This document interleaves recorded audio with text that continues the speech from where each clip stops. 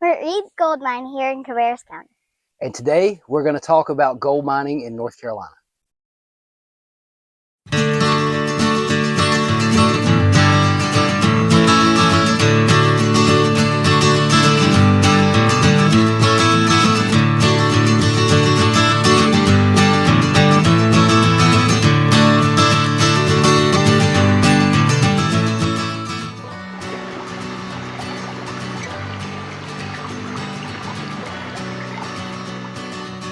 Here we are, early spring at Reed Gold Mine, and I want you to imagine for me, if you will, 1799, springtime. You have a farmer who lives here and his son and daughter skipping church, which you shouldn't do on a Sunday, but they were, and they were bow and arrow fishing here at Little Meadow Creek. Conrad, the son, is out here and he shoots his arrow at a fish, misses it, but it's because he's distracted by a shining, glimmering, bright gold rock-like object in the creek. Really, really heavy. So he takes it, he picks it up, and he brings it home to his dad and says, "Look what I found in the creek." Nobody really knew what it was, but they knew that it would be a really good doorstop. And so what they did for the next several years is they used that rock as a doorstop. But the dad, he just kept thinking, there's got to be something more to this. So he takes the rock to Fayetteville, and he's going to sell that rock. And he goes to a jeweler. The jeweler says, "I'll give you $3.50.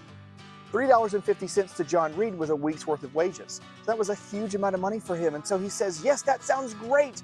And so he gives that golden rock that was found here in Little Meadow Creek to that jeweler. Turns out that money could have been a lot more. Add a couple zeros to that, the actual worth of that gold rock that he found was $3,600 in early 1800s time, which is a lot of money. And so afterwards, when John Reed realizes this has happened, he takes a couple friends, he goes back and he gets more money from this jeweler because he realizes that the jeweler undersold him big time. And that's the story of how all of this began here at Reed Gold Mine. Right? Or is it?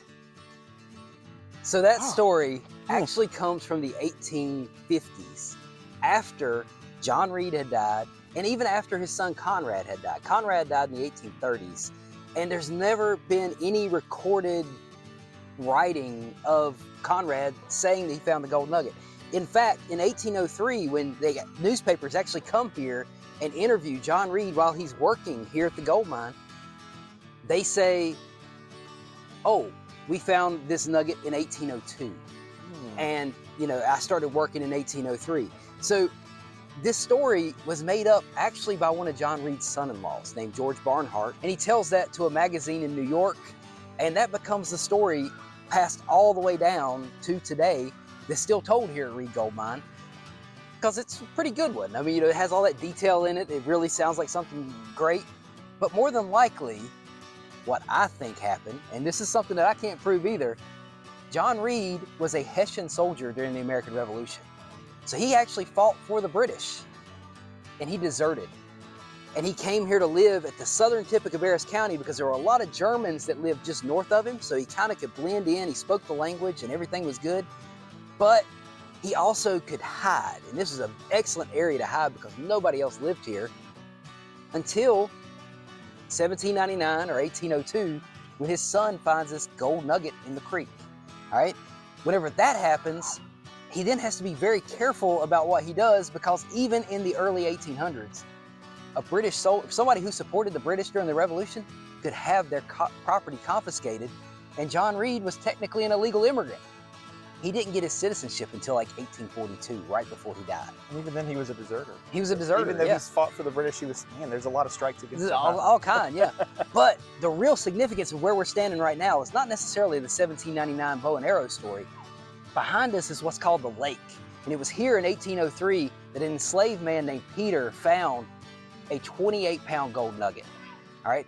This is what put Reed Gold Mine on the map. And if you go and you look in the records in the newspapers from like Philadelphia and places like that, in the fall of 1803 is whenever Reed appears, and they're all talking about how Peter has found this gold nugget out here in what's called the lake at Reed Gold Mine.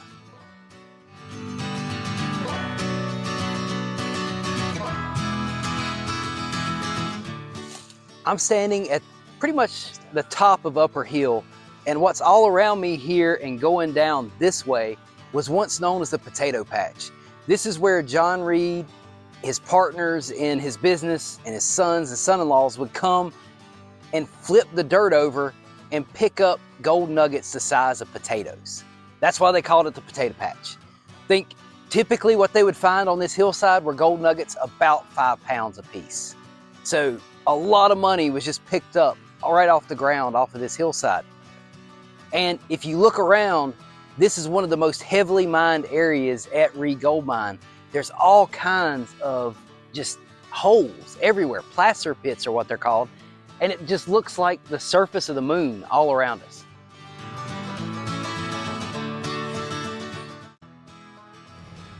Join us now as we take a break from the history of Reed Gold Mine to learn about the science behind gold mining from Rowan's resident rocktologist, Aaron Kepley.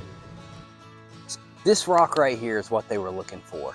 And here on top of Upper Hill, it was everywhere. All kind of outcroppings of it. Whenever they found this rock, they would typically start digging around it to dig their shafts and stuff like that. And it's called quartz. Now, quartz is an interesting rock. If you've ever found like Native American projectile points, often they'll be made out of quartz because of how sharp it can be. But from what I understand from geologists, it's basically ancient mineral water that was trapped in these fissures underground from earthquakes and plate tectonic movement. And once it got trapped in there, it got superheated and turned into a rock over time. One of the minerals that happened to be in quartz was called gold. Now, what surrounds the quartz, and this rock right here is really good to show this, is this green stone called argillite. Argillite is essentially ancient seafloor, because this whole area used to be underwater. And this is the sedimentary rock that has been metamorphosized and turned into a really hard, but also very fractious rock called argillite. And this is where quartz got into it and got trapped, then became superheated, metamorphosized into a rock called quartz.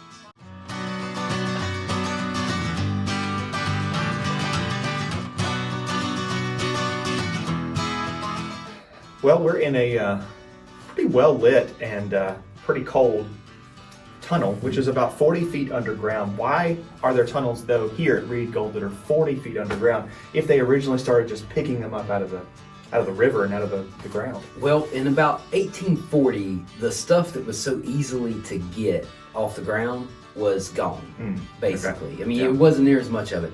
So when John Reed died in 1845, his son-in-laws and his sons finally started digging tunnels into the hills here. And we are in Upper Hill, which is one of the oldest areas that was mined. And we are standing in the middle of vein 4 right now. And vein 4 was the most productive vein of quartz in Reed Gold Mine. Okay. So this one right here is where the most money came from. Matter of fact, up above our heads, it goes up about 35 foot. And remember, we're 40 foot underground right now. So we're within like 5 foot of the surface up there at the very top. So that's pretty cool. And where we're standing, this is not a cavern.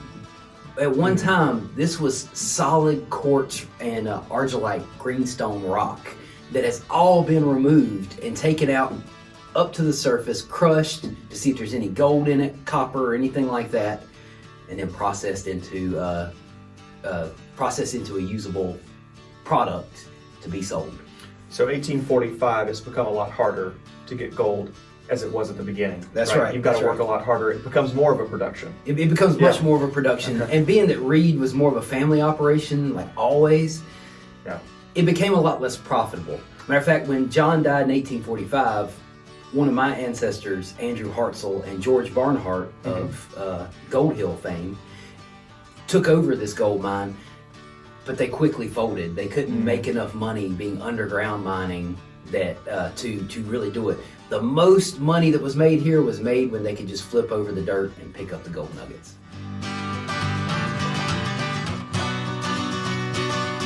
We're sitting in the engine house right now, what's left of the foundations of it that have kind of been reconstructed.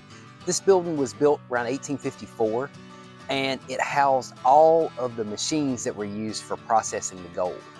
You You'll probably see the chimney back here behind me that they used to help stoke the boiler for the steam engine. And what I'm sitting on is the bottom stone for something called a Chilean ore mill. Chilean ore mill had two other big granite stones that sit perpendicular to this bottom stone, and there was a gear up on top connected to a bunch of other gears that turned it and crushed the rock up underneath. Now, it worked really good, but it was very temperamental. If you put a little bit too much water in this thing, the gold could actually rise up and float out because there was too much turbulence going on. So you had to be very careful with your mixtures.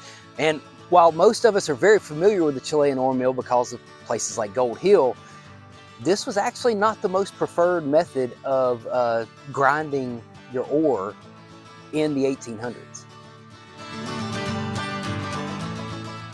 So imagine with me, if you will, that this is the middle post of what's called the Adrastra mining technique. And so what would happen is you would have this central post and you would have these two really big flat stones.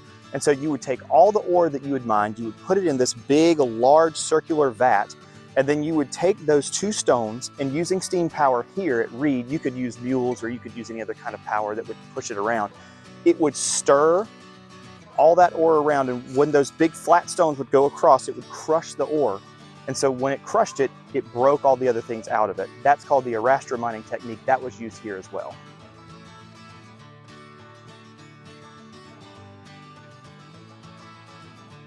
So gold mining starts in earnest here in about the 1830s and 40s, and it's not just going to be here at Reed Gold Mine, not just here in Cabarrus County, but you have this area that we're going to christen right now in case nobody else has done it yet, the Gold Belt. It's going to be in Mecklenburg and in Cabarrus and in Rowan County. When you think about Gold Hill, that's what Gold Hill was founded to be, which is a gold mining town.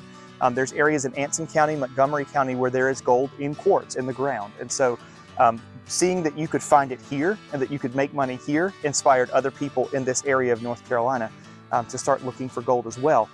There was so much gold that was being pulled out that whenever you took the gold and it was sold, the only place that you could get it actually turned into coins and things that you could give away and be used was in Philadelphia. And if you can imagine carting a wagon load full of gold all the way from North Carolina to Philadelphia, while it would take a long time, it's also relatively dangerous because if people knew what you had, they could just take that from you. It was pretty easy to steal.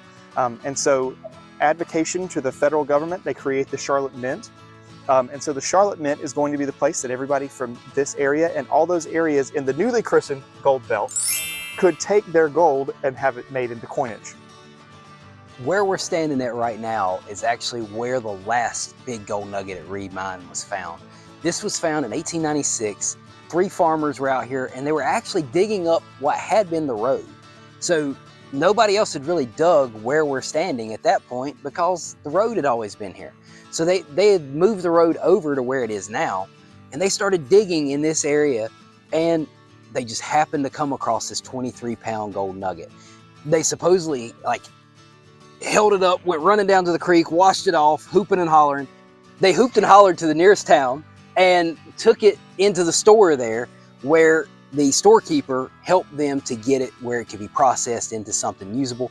And that one we actually have a picture of at the Smithsonian, and we have a cast of it as well that was made, and a replica of that is actually here at Reed Gold Mine, made out of lead. So last strike, last big one, yeah. 1896. So they kept mining here until about 1912, but this was the last really big thing. The Kelly family were the last people to own this property, and the stamp mill at Reed Gold Mine was brought in the 1890s by the Kelly family in kind of that last big push to make the gold mine profitable when the industrialization of Reed was at its peak. It's called a 10 stamp mill because each side has 5 stamps, really heavy iron, cast iron shoes that are lifted up by a cam and then dropped onto the rock down below. The copper plates that are below the stamps would have been smeared with mercury so that as the gold moved across it, the mercury would grab it. Anything that wasn't captured there would go down below to a concentrating table, which shook back and forth and was also covered with mercury to make sure that any of the gold wouldn't make its way off of the table and out into Little Meadow Creek.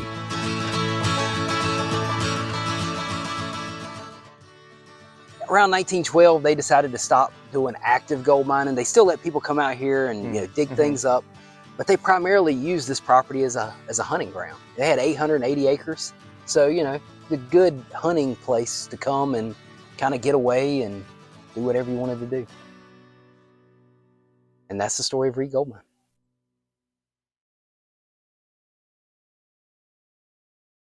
Fort Reed Gold Mine here in Cabarrus County. Try that one more time. Now? Yep. I'm just gonna keep Okay. And the jeweler tells him, I'll give you $3.50. No, he doesn't. Yeah. No, because he asked for $3.50. But no, the jeweler says, I'll give you $3.50. Oh, never mind. I said it right the first time. Yeah. $3.50 to Joseph Reed. That was his name, To right? John Reed. To John Reed. Let me try that again. Okay, so we should be going. How's it look?